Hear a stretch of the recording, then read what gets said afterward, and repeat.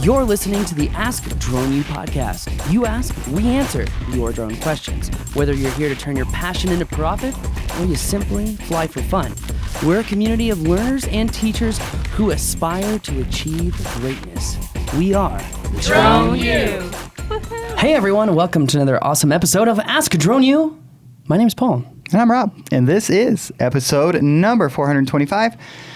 Man, we thank you for spending a few minutes of your day with us. It is always awesome for us to be able to hang out with you, and we appreciate you hanging out with us. We do appreciate that. We appreciate the reviews. We appreciate all the posts, people saying how much they love Drone U and how much the study guide has helped them out, which is good news for those of you who haven't attended. We know that's quite a bit of you. So October 8th and 9th, we will be in Denver, Colorado. Yes. And if you can't attend in person for the class, you can attend via a live stream. Now, if you're interested in going, check out DroneUlive.com. Again, that is DroneUlive.com. You're not going to want to miss this, not only because it'll give you the information that you need to know, it's going to teach you how to operate responsibly and safely, but you're going to meet a group of guys that you will never forget, and you will make memories for life. I know I have, Rob. I wish you were at the last one because... Yeah, me too. Man, it was really cool meeting a lot of the community. That's all I got to say. Yeah, no, it's a great group of people. Just in general, obviously a lot of people there were Drone U members, and my hunch is that's how it would be in Denver as well, but it doesn't matter. You don't have to be a Drone U member, obviously. Come out and meet a lot of really great people. Yeah, no, I think it's going to be a good time. But anyway, thanks again, guys, for the reviews, the shares, everything. We do appreciate it. And the questions. AskDroneU.com for your questions. Get them in. We'll get to them just as quickly as we possibly can. I think that is correct. Yeah. We should probably play the question now. Hello, Drone U. I have a really good question for you. I'm supposed to be flying down in St. Louis for a festival called Blue Fest. There's some major bands playing there, so on and so forth. It's supposed to be a pretty large crowd. I will have my insurance by the time the event takes place, but we got a email from the Board of Park and Recreation's chairman that said that they couldn't authorize us to fly in the parks, but that we would have to ask for the FAA's permission. Any thoughts on this? I'd appreciate it. Thank you. Bye. So notice some key information here, Rob. He didn't say if he was getting paid or not. And this was prior to 107. It was on the 19th that he sent this message. Gotcha. So a couple weeks ago. But now that we're past 107, we have to answer it in that context. That's correct. Right. That is correct. For historical purposes. Sure. For clarity, correctness. For clarity and proper context. That's right. Given current So let me ask you this question. If he's flying for money, or if he's flying not for money, or if he's not flying for money, does it matter? Is he subject to the law? Well, in terms of the question, we have to make some assumptions here, right? So let's lay the foundation. Let's lay the foundation. Let's lay the foundation of assumptions. It's an event. Okay. And so one of the assumptions is there are a lot of people there, and that he's probably going to be flying around or potentially over, although he has to be very careful with that, obviously. So it wouldn't matter. I mean, you're going to have to follow the law regardless. Yeah, you are. Given those circumstances, you are going to have to follow the law regardless, because there's going to be a lot of people around, and you are not going to be able to fly safely under the AMA's guidance terms because you have to stay a minimum distance away from people. Right. But now, why couldn't the local board give him permission? It's very simple. There's only one governing agency over the airspace. Who is that, Rob? That's the FAA. That is correct. Woo-hoo! So your local government cannot preempt a federal law. That's why you have to get FAA permission. And two things here. If you are going to try and fly this under 107, you still can't fly directly over people. You can sure be a lot closer than you can if you're flying for hobby purposes. But that being said, if you want to fly directly over people, you're going to have to get what's called a COW. It was originally called a COA, but now we call them COW, Certificate of Waiver. Right. That will waive the not flying over people so that you can fly safely over people.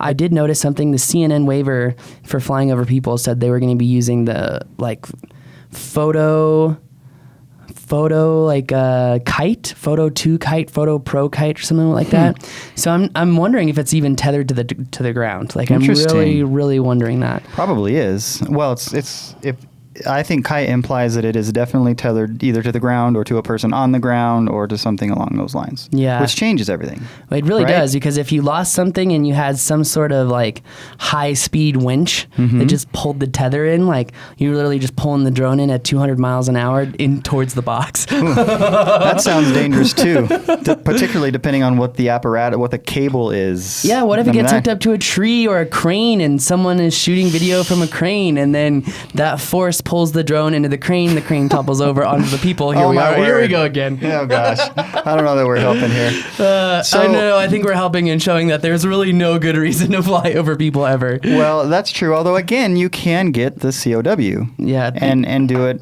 legally under those circumstances. You can right? legally have a cow now. Yes, you can.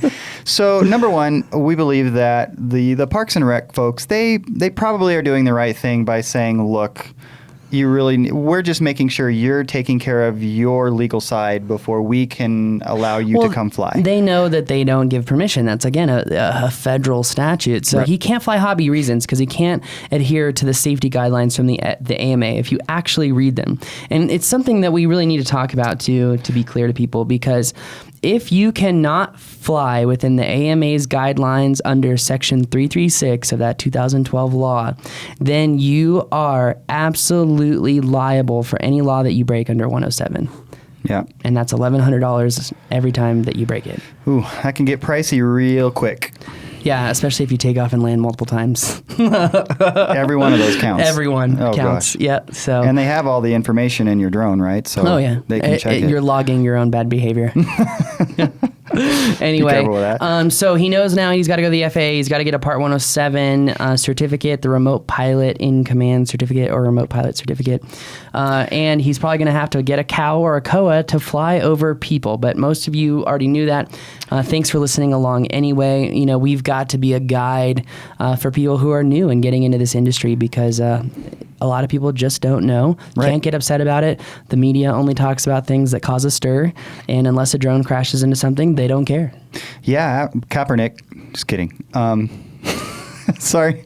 So, anyways, I forgot what I was going to say because I just did that. But the bottom line, what I was going to say. Because Kaepernick. You talked about the media talking about things that don't matter. That's why I said that. But anyways, how long are cows taking?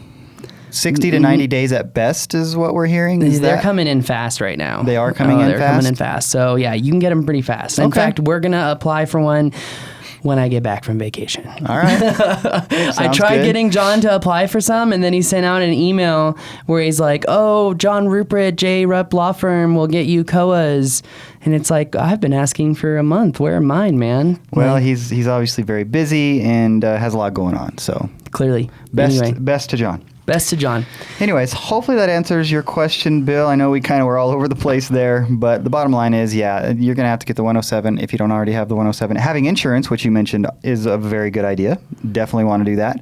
But that doesn't really have much to do with the legal side of things. Yeah, insurance it's funny. The FAA doesn't require insurance, but we recommend you have insurance. For sure. For liability reasons. Anyway, if you have a question, go to askdroneu.com. Did I interrupt you, Rob? Nope. I don't want to interrupt you. Nope, you're good. All right, cool. Then if you want to check out more on Drone U, go to thedroneu.com and find out everything you need to know to fly like a boss and turn your passion into profit. That's going to do it for us today. My name is Paul. I'm Rob. This is Ask Drone U.